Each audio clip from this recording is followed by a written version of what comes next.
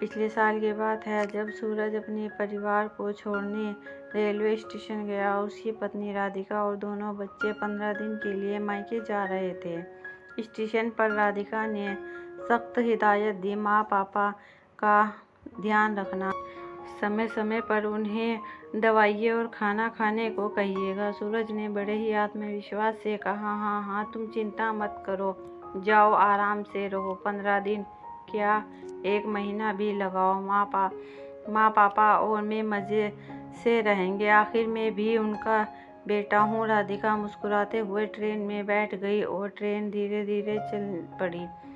सूरज ने सोचा कि कुछ तला भुना लेकर माँ पापा के लिए नाश्ता ले जाऊं, जिसमें माँ को खाना बनाने की ज़रूरत ना पड़े। सुबह 8:10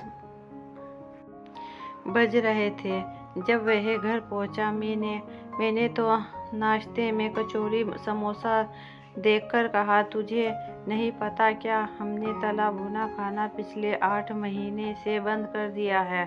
सूरज के चेहरे पर एक हल्की सी मुस्कान आई, लेकिन माँ की बात ने उसे सोच में डाल दिया। उसने मन में सोचा, तुम्हें कैसे पता चलेगा सूरज, तुम घर में होते ही कितने हो।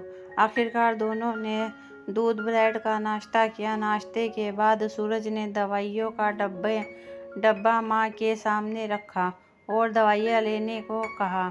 माँ ने जवाब दिया, हमें क्या पता कौन सी दवाई लेनी है, रोज़ तो राधिका ही निकाल कर देती है। सूरज ने राधिका को फ़ोन लगाया और दवाइयों के बारे में पूछा।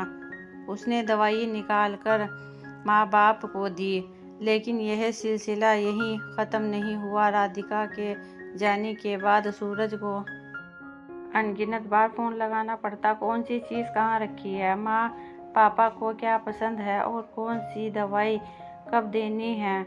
माँ पापा का चेहरा मुरझाया हुआ लग रहा था। उसे उनके बुढ़ापे की लाठी कहीं खो गई हो। उनका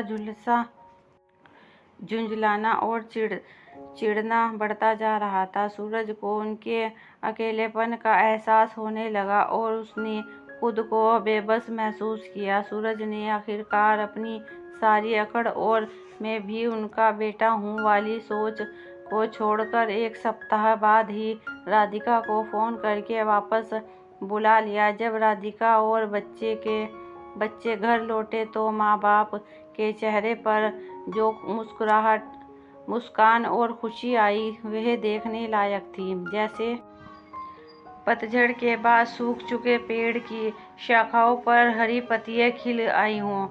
और क्यों ना हो उनके परिवार की देखभाल करने वाली राधिका जो वापस आ गई थी। सूरज को भी इन दिनों में एक बात अच्छी तरह समझ आ गई थी कि बुढ़ापे में माँ पापा के लिए असली सहारा एक समझदार और प्यार करने वाली बहू ही होती है, ना कि केवल बेटा। अगर आपको हमारी कहानी पसंद आई हो तो लाइक कीजिए, शेयर कीजिए, सब्सक्राइब कीजिए ऐसी ही दूसरी कहानी के लिए और हमारी सपोर्ट कीजिए।